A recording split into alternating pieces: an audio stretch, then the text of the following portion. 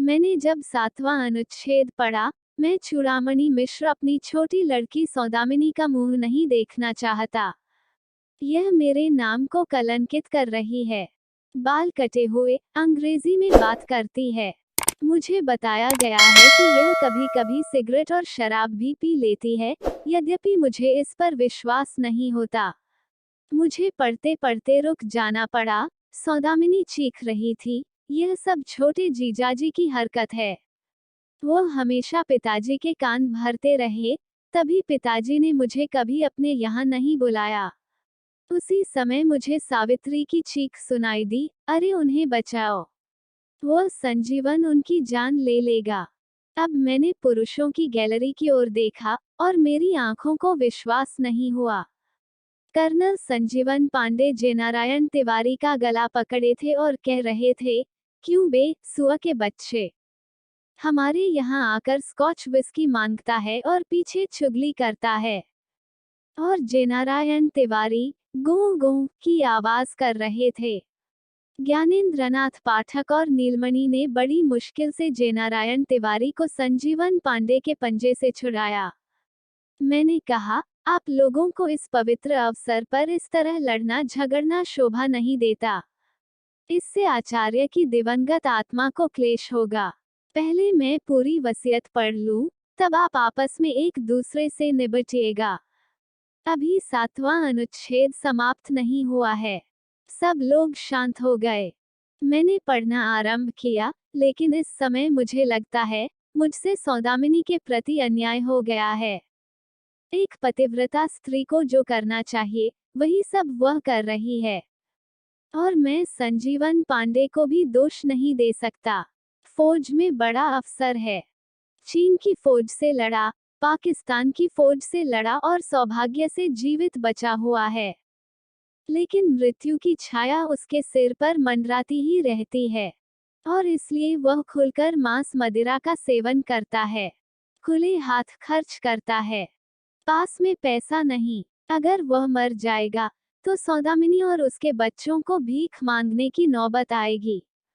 इसलिए मैं 1.5 लाख रुपयों की व्यवस्था करता हूँ, जिसका ब्याज 8% की दर से 12,000 रुपये प्रतिवर्ष, यानी 1,000 रुपया महीना होगा। एकाएक सौदामिनी किलक उठी, धन्य हो पिताजी, तुम निश्चय स्वर्ग में जाओगे। और मैंने देखा कि संजीवन पांडे ने उठकर जेनारायण तिवारी को गले से लगाया, भाई साहब, मुझे क्षमा कीजिएगा। आपकी ही वजह से उस खबीस बूढ़े से 1.5 लाख रुपए की रकम हाथ लगी। मैंने संजीवन पांडे को डांटा, तुमको शर्म नहीं आती, जो अपने पिता तुल्य पूज्य आचार्य को खबीस बूढ़ा कह रहे हो। अच्छा, मैं 8वां अनुच्छेद पढ़ता हूँ। मैं चूड़ामणि मिश्र अपने भतीजे जगतपति मिश्र राज ज्योतिषी के कष्टों से भली भांति परिचित हूँ। इसके पास कोई बैठक नहीं है, इसलिए ग्राहक खुद इसके यहाँ नहीं फंसता, इसे घूम फिरकर ग्राहकों को फंसाना पड़ता है। बावजूद अपने झूठ और आडंबर के यह अपना पेशा नहीं चला पा रहा है। अपने संकट मोचन के मकान का ऊपरी खंड में जगतपति मिश्र को देता हूँ, 1,000 रुपयों की रकम के साथ, जिससे यह अपना एक साइनबोर्ड बनवा ले, एक टेलीफोन लगवा ले और अपने पेशे योग्य पीतांबर आदि वस्त्र खरीद ले। जगतपति मिश्र ने कुछ हिचकिचाते हुए कहा, हमारे लिए सिर्फ इतना ही। उत्तर नीलमणि दे दिया, पहले हैसियत बना लो, फिर लखनऊ आना। वहाँ ज्योतिषियों की बड़ी पूछ है, हम तुम्हें काफी रकम पैदा करा देंगे। मुझे डांटना पड़ा, यह सब बातें बाद में, अभी तो वसीयत का क्रम चल रहा है।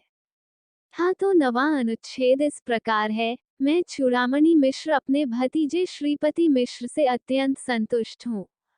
हाई स्कूल पास होने के बाद ही वह राजनीति में आ गया, और राजनीतिक नेताओं की चमचागिरी करके वह खाने पीने भर के लिए झटक लेता है।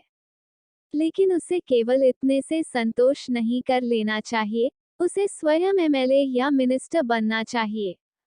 मैं जानता हूं कि चुनाव लड़ने के लिए पूंजी की आवश्यकता है, क्योंकि एक चुनाव में 50-60 हजार रुपयों का खर्च है।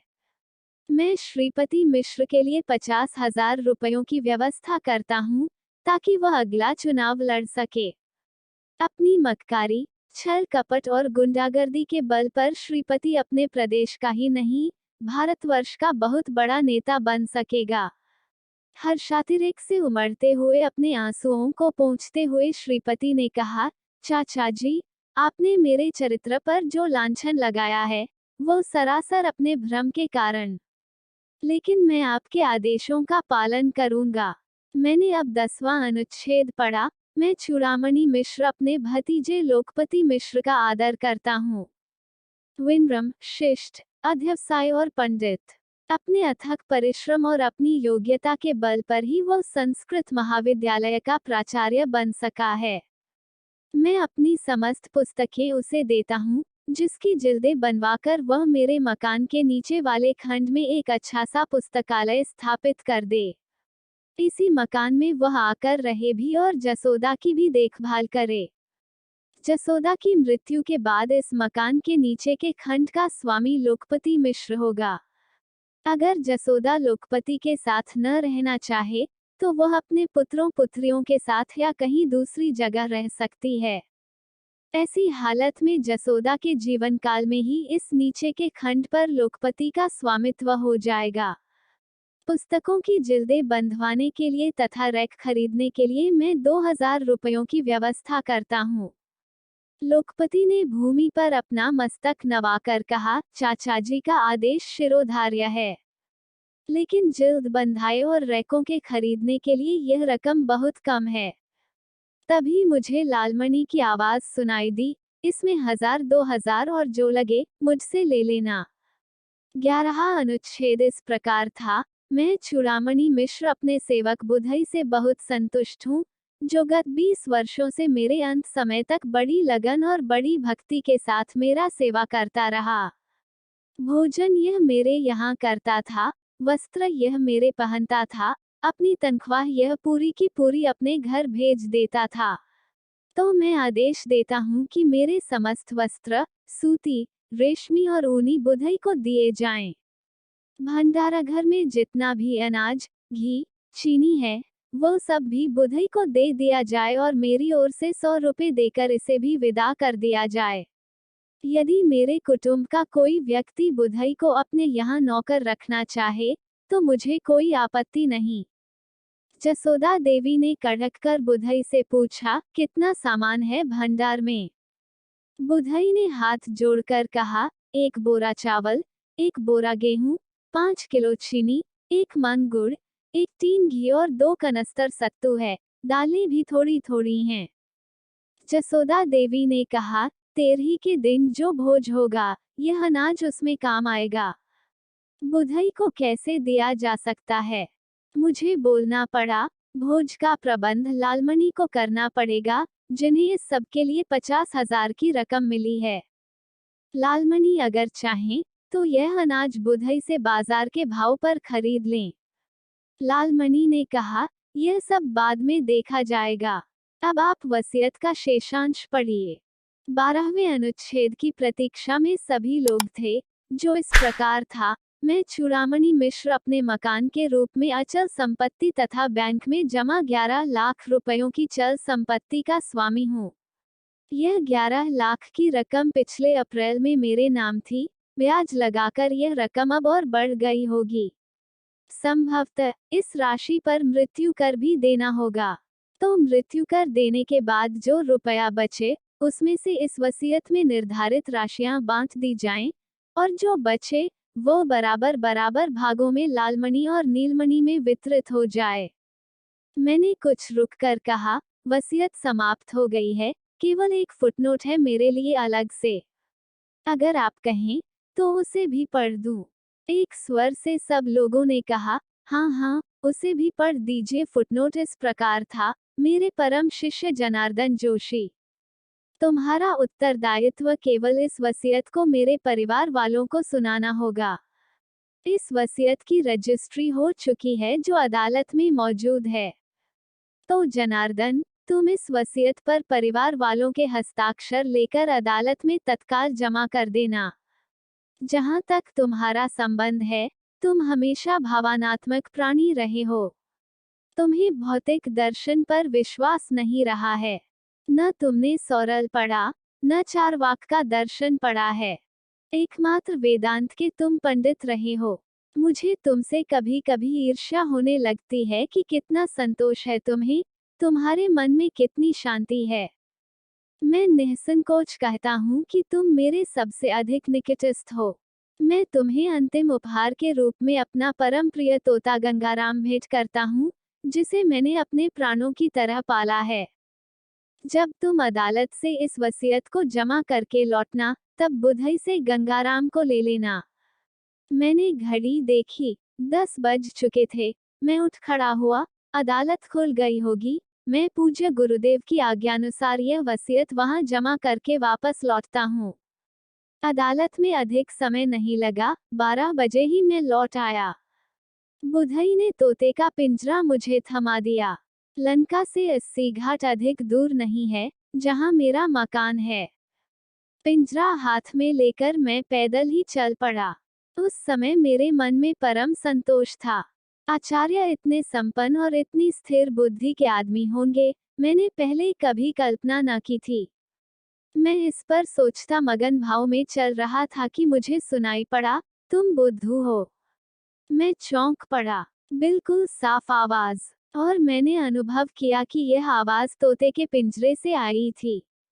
इस आवाज को सुनकर मेरे विचारों ने पलटा खाया। आचार्य ने लाखों रुपए उन लोगों को बांट दिए, जिनसे वे बेहद नाराज थे, जिन्हें वे गालियां देते थे, लेकिन मेरे लिए उन्होंने एक पैसे की भी व्यवस्था न की।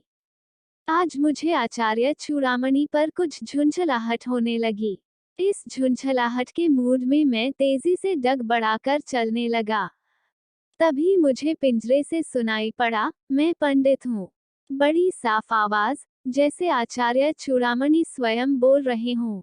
तो आचार्य एक मूल्यवान उपहार मुझे दे गए हैं।